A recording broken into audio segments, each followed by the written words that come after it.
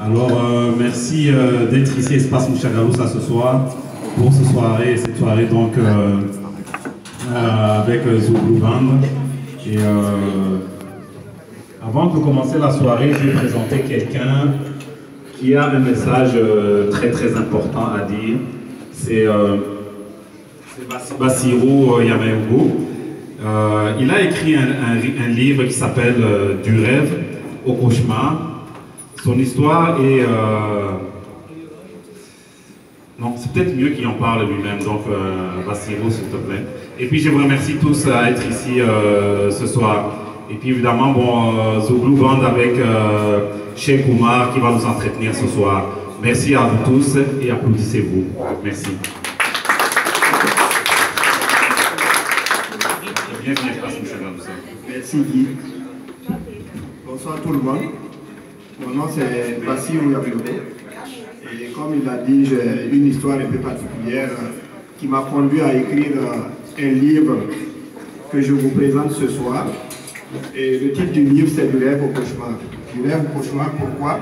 Parce que j'avais le rêve de m'installer au Canada avec ma famille, ma femme et puis mon garçon. Je suis arrivé en 2012 au Canada, au Québec précisément, dans l'optique de préparer la venue de ma femme et de mon garçon. Malheureusement, le destin en a décidé autrement. Le 24 juillet 2014, pendant que je m'apprêtais à les accueillir ici, le destin a décidé autrement et mon rêve est passé au cauchemar. Et l'avion qui les amenait s'est écrasé au Mali, avec à son bord 116 personnes. Et depuis ce temps, je vis le cauchemar dont j'ai fait cas dans ce livre. Et je voulais vous partager mon histoire, afin que chacun puisse prendre conscience de ce que nous vivons et de comment nous devons vivre ces situations qui peuvent nous arriver tous et toutes. Donc c'est l'optique de ma venue ici ce soir, pour vous partager mon histoire et sensibiliser les gens à comment les compagnies aériennes font pour vraiment nuire aux passagers. La situation est passée depuis 2014, mais jusque-là on est en justice et c'est pas agréable. Donc pour ceux qui sont intéressés à me lire, le livre il est là, coûte 15 $. Et j'aimerais que chacun d'entre vous puisse repartir avec un pour comprendre ce que je traverse à ce moment et réfléchir par deux fois avant de choisir vraiment n'importe quelle compagnie, comme je l'ai dit dans le livre Broche à foin. Il y a des compagnies vraiment qui ne méritent pas que l'on voyage avec eux, mais encore faut-il le savoir.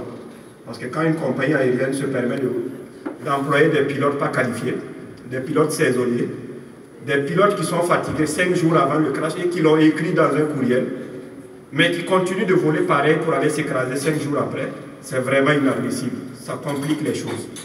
Et encore pire, quand ils ne veulent pas vous écouter après la tragédie et qu'ils veulent vous traiter comme des victimes, des coupables, ça complique la situation.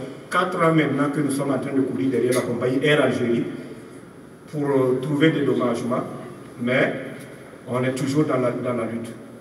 Et on espère, avec le soutien de tous et de toutes, pouvoir tenir jusqu'à la fin parce que ça nous prend de quoi vivre dignement, nous soigner et également pouvoir pérenniser la mémoire de ces disparus.